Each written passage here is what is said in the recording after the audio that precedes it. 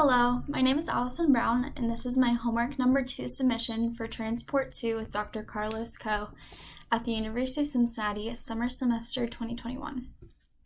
So for this homework problem, we are given a closed-ended capillary tube with pure water on the left from 0 to 5 centimeters in the z direction and pure deuterium on the right from 5 to 10 centimeters in the z direction. Water has a molecular weight of 18 grams per mole and a density of 1,000 kilograms per cubic meter, and deuterium has a molecular weight of 20 grams per mole with a density of 1,110 kilograms per cubic meter. We are given the maximum molar diffusive flux at t equals 0.1 seconds, which is 2.78 moles per meter squared times seconds. We first want to solve for the overall mass flux, little n, corresponding to the maximum molar diffusive flux. So as we can recall back to homework number 1, since this is a closed-ended capillary tube, there are no moles leaving or entering the system at any time, so the net molar flux is equal to 0, and the molar flux of water is equal and opposite in magnitude to the molar flux of deuterium. We can see from this equation over here that the molar flux of each component is equal to the molar flux of each component plus the concentration of the component times the molar average velocity. Now, since water and deuterium are diffusing at equal moles in opposite directions, we get that the molar average velocity is equal to 0. So we can say in this problem that the molar flux is equal to the molar diffusive flux of each component. So therefore, the total molar diffusive flux must be equal to 0, and the molar diffusive flux of water must also equal the negative molar diffusive flux of deuterium. So at t equals 0.1 seconds, the molar diffusive flux of water is equal to 2.78 moles per meter squared times seconds, which is also equal to its molar flux. And the molar diffusive flux of deuterium is equal to negative 2.78 moles per meter squared times seconds, which is equal to also to its molar flux. So to solve for the mass flux, we must find the mass flux of each component, since total mass flux is defined as the summation of the mass flux of each component in the mixture. So to solve for the mass flux of each component, we can take its molar flux and multiply it by its molecular weight to convert from moles to grams. So when we do this for water, we get 18 grams per moles times the 2.78 moles per meter squared times seconds, and we get the mass flux of water to be equal to 50.04 grams per meter squared times seconds. We also do this for deuterium, and we get 20 grams per moles times the negative 2.78 moles per meter squared times seconds, and we get the mass flux of deuterium to equal negative 55.6 grams per meter squared seconds. When we add up these two individual mass fluxes, we get the total mass flux for the system to be equal to negative 5.56 grams per meter squared seconds, corresponding to the maximum molar diffusion flux we were given. So moving on to the second portion of this problem, we want to make an order of magnitude estimate for the maximum driving force for diffusion at t equals 0.1 seconds. So the definition of driving force for a component is equal to the summation of for each component of the molar fraction of component 1 times the molar flux of component 2 minus the mole fraction of component 2 times the molar flux of component 1, all divided by the total concentration times the Maxwell-Stefan constant for these components. So since this is only a binary mixture, we only need one term of this equation since both components are accounted for in this first term. So defining water as component 1, we get the driving force to be equal to the mole fraction of water times the molar flux of deuterium minus the molar fraction of deuterium times the molar flux of water, all divided by the total molar concentration times the Maxwell-Stefan constant for water and deuterium. So since we are just making an order of magnitude estimation in this scenario, we can use the order of magnitude estimation for a liquid in place of the Maxwell-Stefan constant for water and deuterium. So the order of magnitude estimation for a liquid for the Maxwell-Stefan constant is equal to 10 to the negative 9th meters squared seconds. And we will use that in our calculation. So once we expand this out a little bit to see if we can get any terms in this equation to cancel, since we are not sure of the molar fraction of each component, we get the, so I subbed in 1 minus the molar fraction of H2O in for the molar fraction of deuterium, since the mole fractions must add up to 1. And I also subbed in the negative molar flux of deuterium in for the molar flux of H2O, since these are equal and opposite. So when I do this, I expanded it out and made sure to be careful of any negative signs along the way. And I got this equation right here. And we can see that these two terms right here are the same, so they cancel out to be 0. And we get the driving force of water is equal to the molar flux of deuterium divided by the total molar concentration times the Maxwell-Stefan constant. So all we need to solve for in order to solve for the driving force now is the total molar concentration.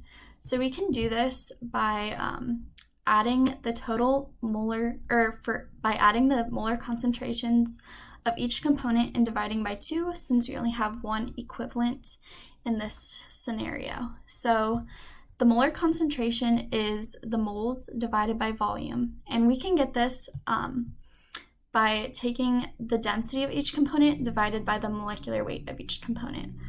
Since density is in grams per cubic meter and molecular weight is in grams per mole, so when we divide these two, the grams cancel and we get moles per cubic meter, which is moles per volume.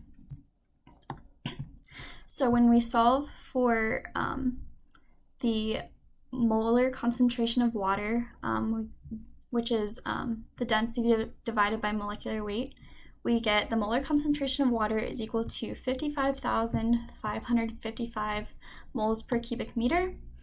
And we do the same for deuterium and get the molar concentration of deuterium to be equal to 55,500 moles per cubic meter.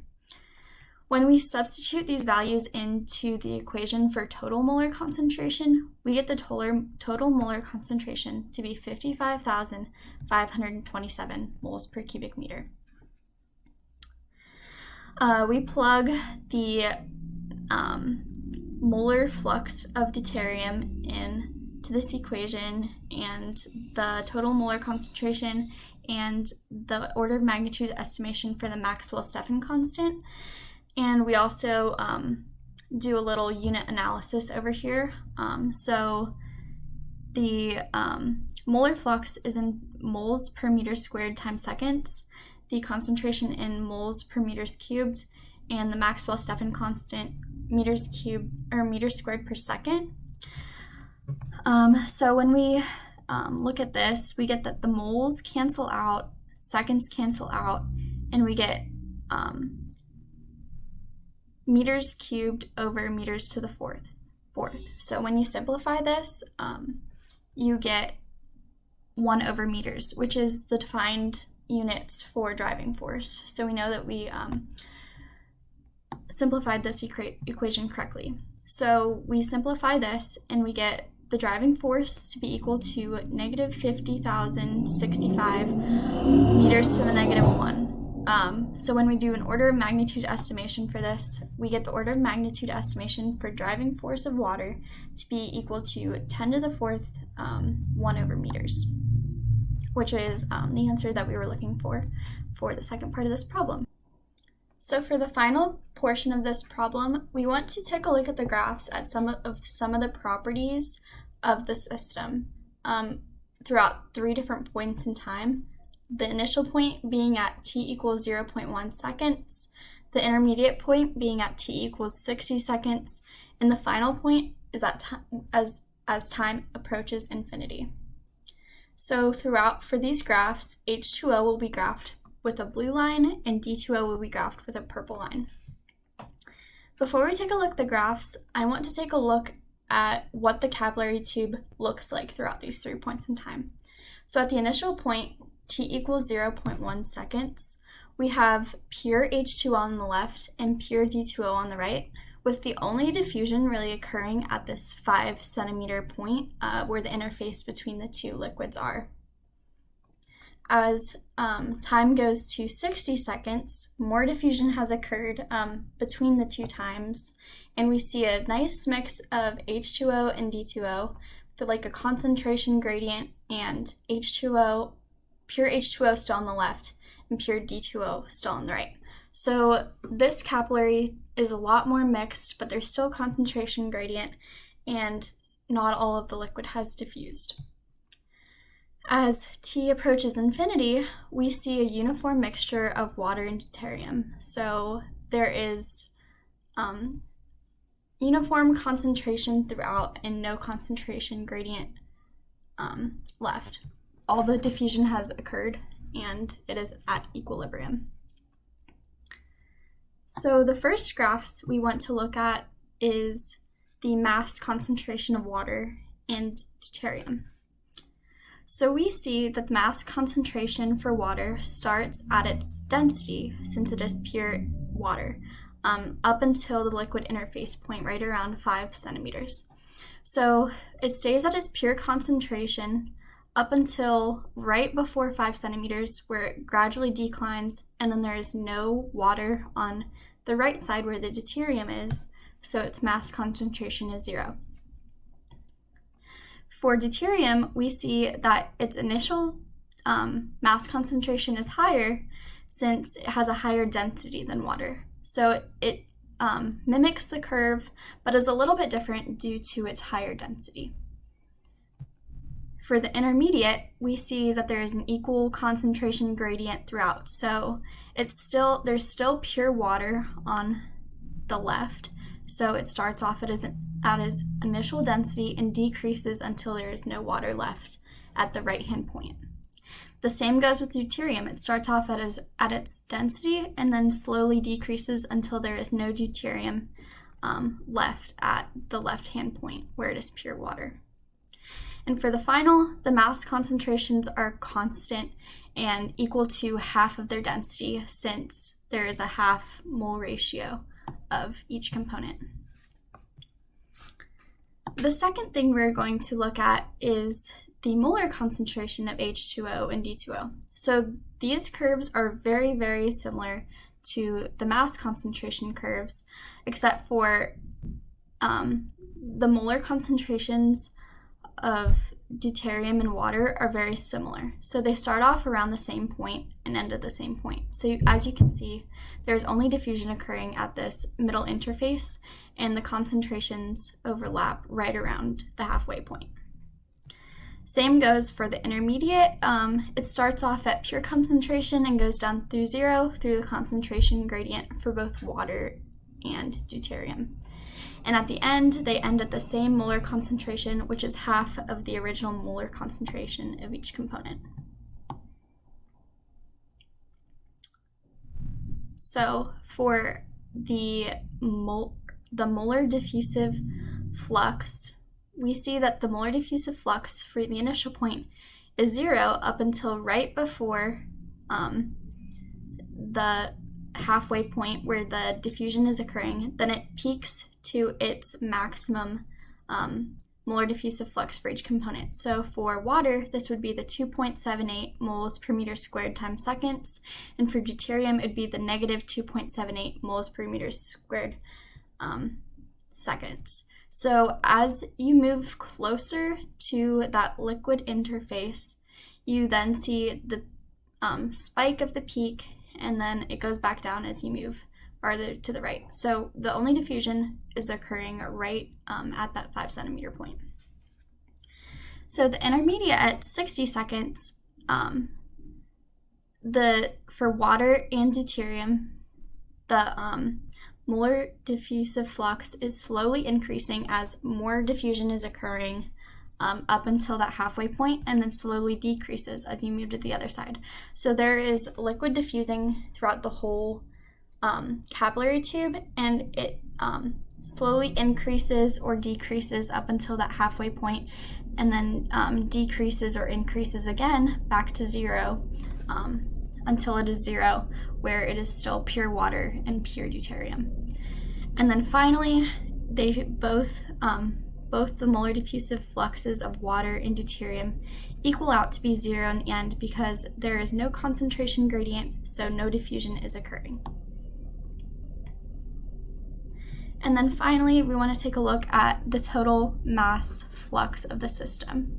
So we see that the maximum max flux is equal to that negative 5.56 times 10 to the negative third kilograms meters squared seconds that we solved for back in problem 1. We solved for it in grams, but then this graph asked for it in kilograms, so I just converted by multiplying by 10 to the negative third.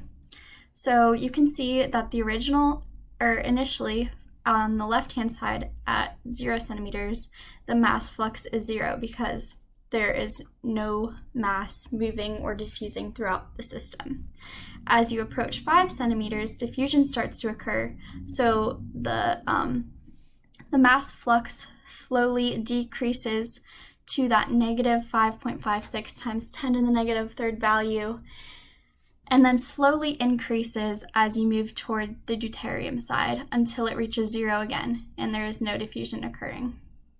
So this value is negative because deuterium is heavier than water, so the mass is flowing in the more mass is flowing in the negative direction than in the positive direction. So you see that this value is negative instead of positive. So the peak gets much less steep at the intermediate position because the mass flux is not 0 throughout up until the 5 centimeter point. There is mass diffusing in both directions up until it reaches the pure water and pure deuterium at the 0 centimeter mark. So it is the same curve and the same explanation, just less steep in this case. And then finally, there is 0 mass flux as time approaches infinity because there is 0 diffusion occurring within the system, and everything is at equilibrium.